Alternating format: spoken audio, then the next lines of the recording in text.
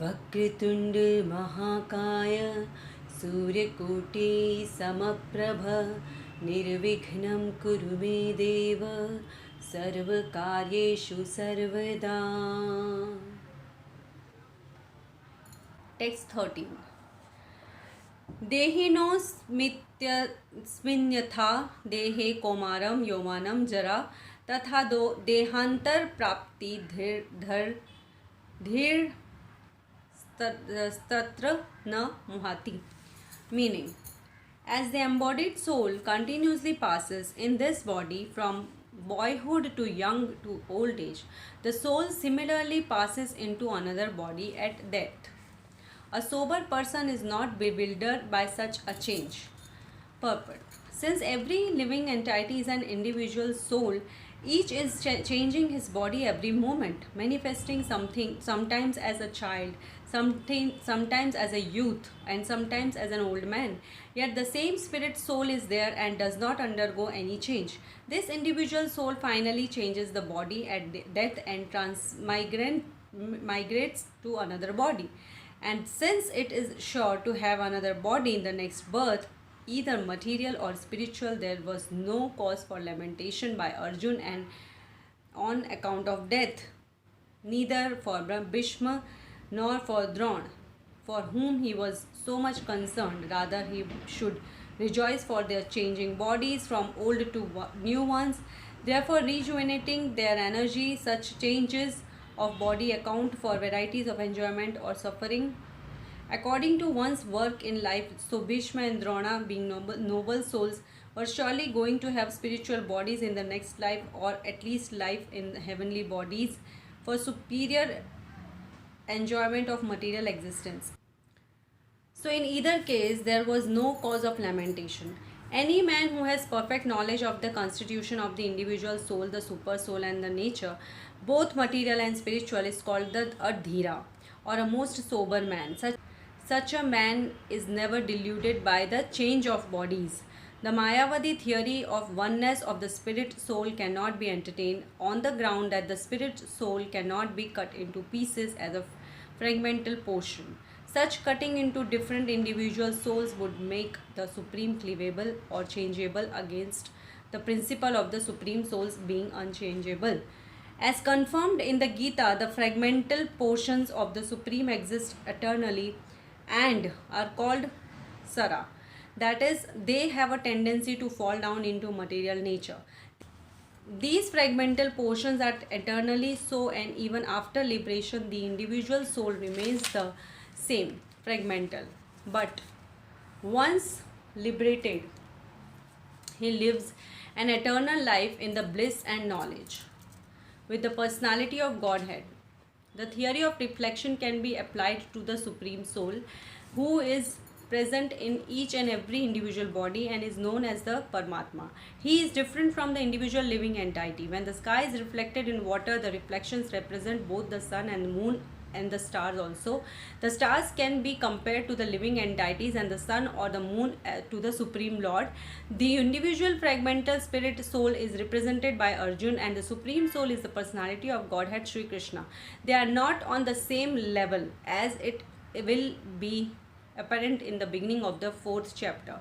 If Arjun is on the same level with Krishna and Krishna is not superior to Arjun, then their relationship of instructor and instructed becomes meaningless. If both of them are deluded by the illusory energy, Maya, then there is no need of one being the instructor and the other the instructed.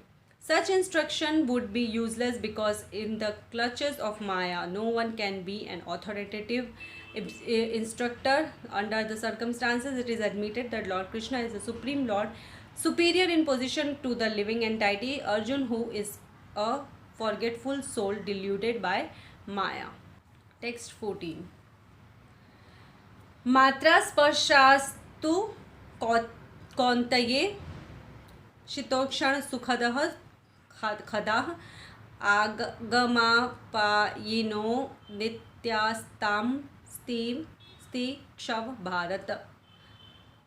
O son of Kunti, the non-permanent appearance of happiness and distress, and their disappearance in due course, are like the appearance and disappearance of winter and summer seasons.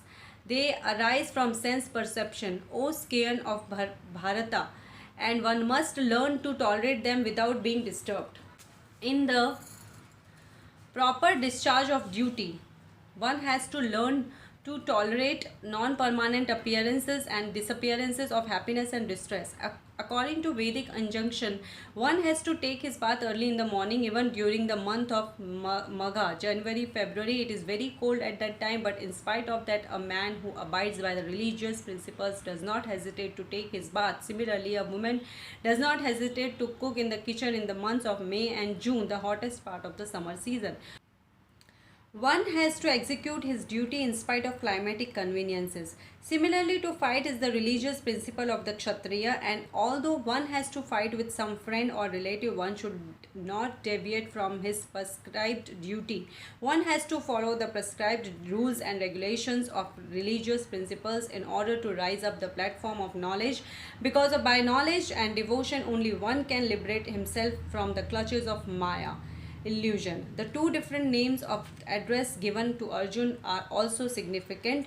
To address him as Kaunteya signifies his great blood relations from his mother's side, and to address him as Bharata signifies his greatness from his father's side. From both sides, he is supposed to have a great heritage. A great heritage brings responsibility in the matter of proper discharge of duties, therefore he cannot avoid fighting. Text 15. Yam hi na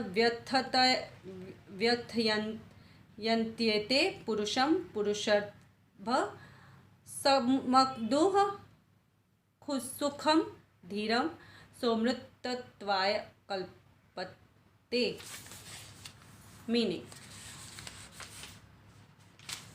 O best man, Arjun, the person who is not disturbed by happiness and distress and is steady in both is certainly eligible for liberation. Purport. Anyone who is steady in his determination for the advanced stage of spiritual realization and can equally tolerate the onslaughts of distress and happiness is certainly a person eligible for liberation. In the Varnasrama institution, the fourth stage of life, namely the renounced order, is a painstaking situation, but one who is seriously about making his life perfect surely adopts the sannyasa order of life in spite of all difficulties. The difficulties usually arise from having to sever family relationships, to give up the connection of wife and children, but if anyone is able to tolerate such difficulties, surely his path to spiritual realization is complete. Similarly, in Arjun's discharge of duties as a Kshatriya, he is advised to persevere even if it is difficult to fight with his family members or similarly beloved persons. Lord Chaitanya took sannyasa at the age of 24, and his dependents, a young wife as well as old mother, had no one else to look after them. Yet for the higher cause he took sannyas and was steady in the discharge of higher duties. That is the way of achieving liberation from material bondage. Om Namo Bhagavate Vasudevaya Namaha. Om Lakshmi Narayan Namaha. Om Krishnaya Namaha.